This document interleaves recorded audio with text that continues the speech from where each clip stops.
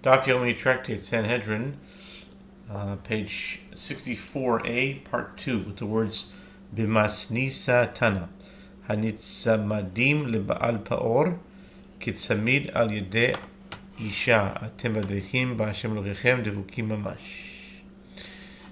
This comparison was taught in a Braita, but with the opposite conclusion. They have attached themselves to Baal Pa'or indicates a connection that is like a bracelet on a woman's arm, which is worn loosely. But you, who did cleave to the Lord your God, means they actually adhered to one another. There's a tight connection. Tanu Rabanan. The Gemara relates another incident with regard to Baal Pa'or. Ma'aseh b'savta ben alas, שהזכיר חמורו לגויה אחז, כיוון שהגיע לבאור, אמרה לו, המתן עד שאכנס ואצא. לאחר שיצא אמר לה, אף את התמיתיני עד שאכנס ואצא. אמרה לה, ולא יהודייתה? אמרה לה, מה אכפת לך? נכנס, פאר בפניו וקינח בחותמו. והיו כומרים, מקהל סילו ואומרים, מעולם לא היה אדם שעבדו לזה בכך. The Gemara relates another incident regarding to Baal Pa'or. The sages taught there was an incident involving a Jew named Sabeta ben Alas, who rented out his donkey and his services to a certain Gentile woman. He was driving his donkey behind her, and when she arrived at Pa'or, she said to him, "Wait here until I go in and come out." After she came out, he said to her, "You too wait for me until I go in and come out." She said to him, "Aren't you Jewish? Why then are you worshipping idols?" He said to her, "And what do you care?"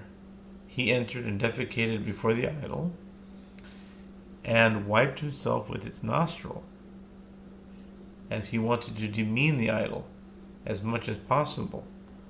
But he was unsuccessful, as the priests of Peor were praising him and saying, "No person has ever worshipped it before with this excellent form of worship." Although he intended to demean Baal Peor, he actually worshipped it.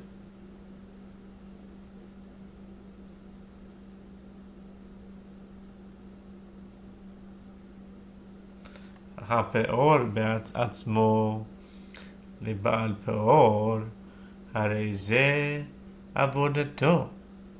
אף על גב דמכוון דביזוי, הזוהי רק אבן דמרקוליס, זוהי עבודתו. אף על גב דמכוון למתגבה. The halacha is that one who defecates before Baal Pa'or is obligated to bring a sin offering to atone for idol worship, as this is a typical form of worship, even if he intends to demean the idol. Likewise, one who throws a stone at Mercury is obligated to bring a sin offering to atone for idol worship, as this is a typical form of worship, even if he intends to stone it. Rav Menashe havik azil beitorta. Amrule Avodah Zarah hi dikai hacha shakal pisa shidabe amru lo markulisi amar lehu azorek even markulistanan. The Gemara relates Rav Menashe was going to a place called Beitorta. The people there said to him, "There is an object of idol worship situated there, in this pile of stones." Rav Menashe picked up a stone and threw it at the idol to demean it. They said to him, "It is Mercury, and it is worshipped by throwing stones at it."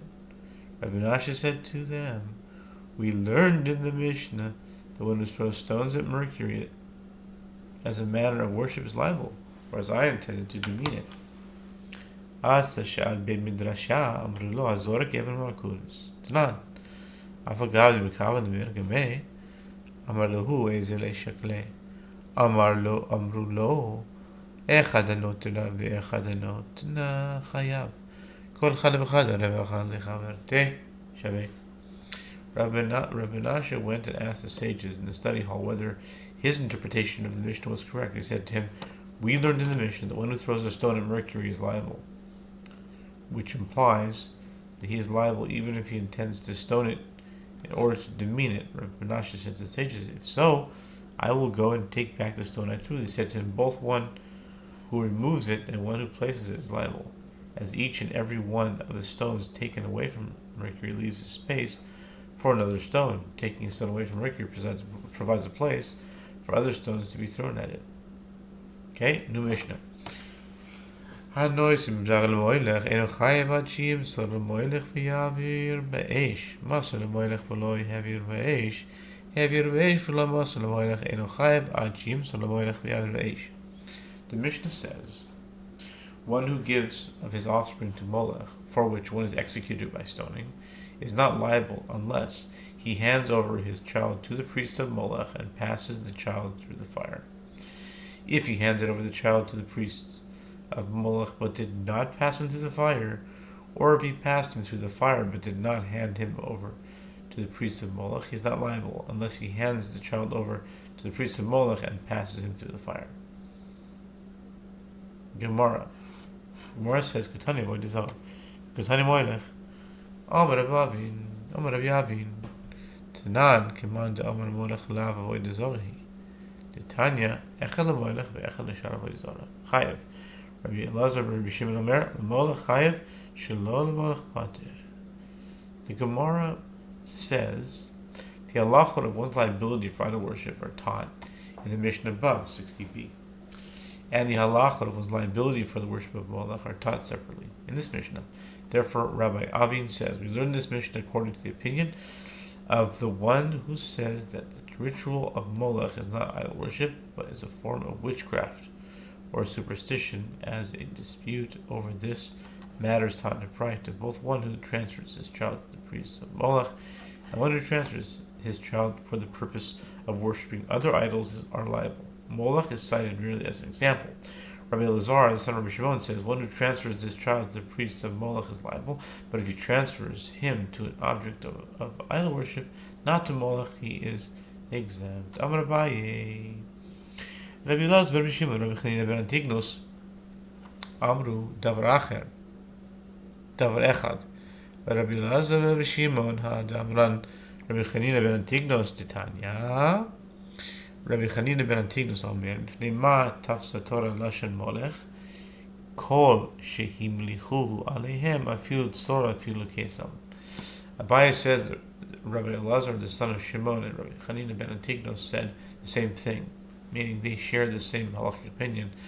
The statement of Rabbi Elazar, the son of Rabbi Shimon, is that which we said Rabbi Chanina ben Antignos shares the same opinion, as it is taught in a Braita that Rabbi Chanina ben Antignos says, for what reason does the Torah use the term Molech? It is to indicate that if one passes his child through the fire in the worship of any object that people enthroned over them as their king, referring it to Molech, he's liable, even if it is merely a pebble or even a toothpick.